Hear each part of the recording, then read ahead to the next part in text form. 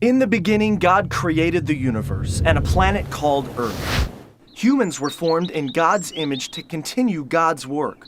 But soon, humans decided we want to live our way, not God's. Selfishness and violence filled the world, so God started over with just one family.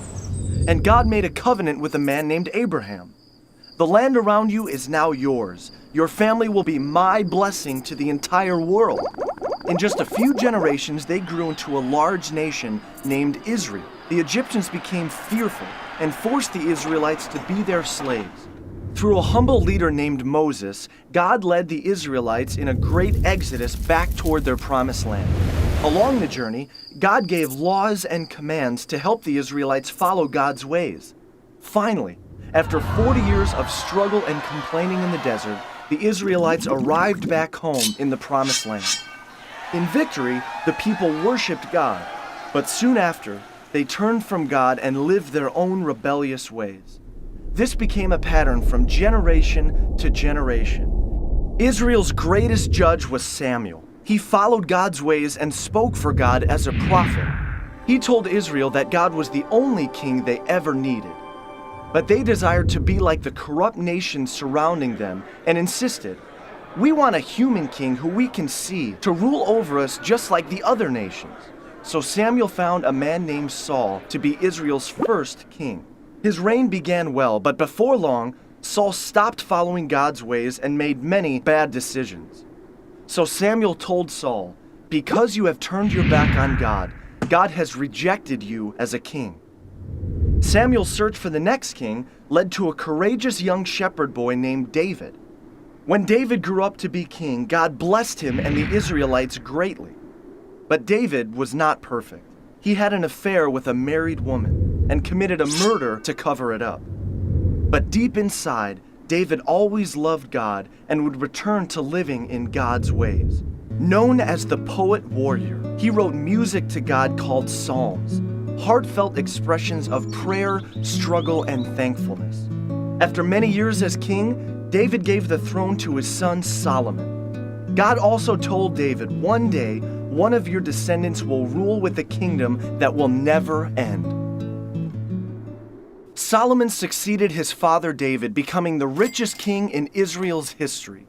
Full of God's wisdom, Solomon wrote books like Proverbs and built a magnificent temple, a permanent tabernacle reminding people of God's continual presence.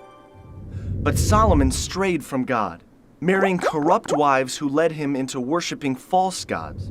Civil war broke out, dividing the country into a northern kingdom called Israel and a southern kingdom called Judah.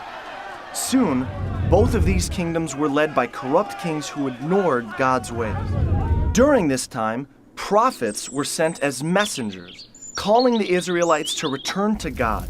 They warned of the destructive consequences ahead. The prophet Elijah, a wild and rugged man, showed up false prophets by calling on God to give an awesome display of fire. The prophet Elisha followed him, bringing a boy back to life by causing him to sneeze.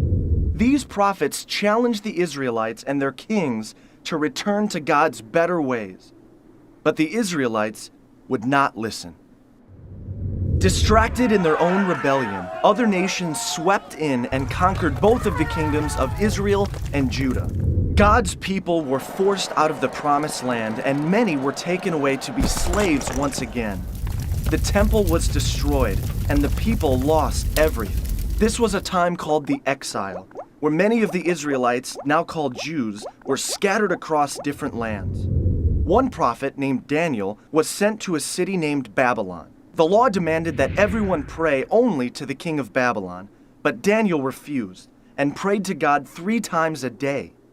So Daniel was thrown into a pit of hungry lions. But God closed the mouths of the lions, and Daniel emerged the next morning without a scratch. Though scattered, God was still watching over the Jewish people, and God gave them hope, speaking through the prophet Jeremiah's words. "I'll make a new covenant with the people of Israel, returning them to the promised land and filling their hearts and minds with my ways." 60 years later, this hope was realized. The Persian Empire freed the Jewish people to return to their promised land. A small number gathered back in the capital city of Jerusalem, and a new, smaller temple was built under the leadership of Ezra. Reunited, they celebrated and shouted with joy.